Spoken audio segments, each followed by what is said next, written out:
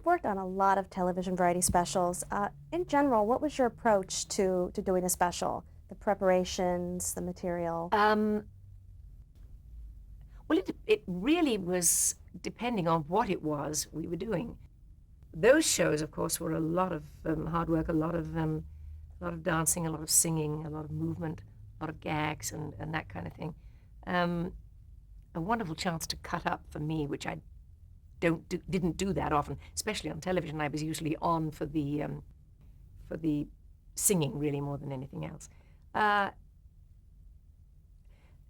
it really depends what it was I was doing. Well, let's take, for Television is example, hard. I find television almost the hardest of all the mediums of theatre, film, and television. I think for me, television is the hardest. why is that? I think it's because it is performing for the most people in the shortest possible time.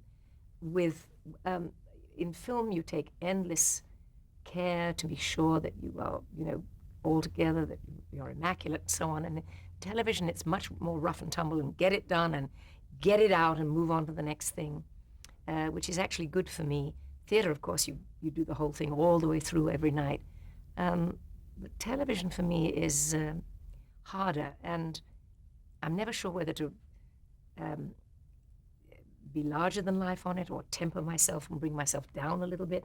And so things like Carnegie Hall were interesting because they were performances and they were filmed performances or taped performances. But if one's doing something I did not too long ago, did on Golden Pond with Chris Plummer. And that was like about, like 6 or 8 different cameras, all moving in front of one's face, doing a play. And I didn't have any songs to fall back on. There was no safety net for me.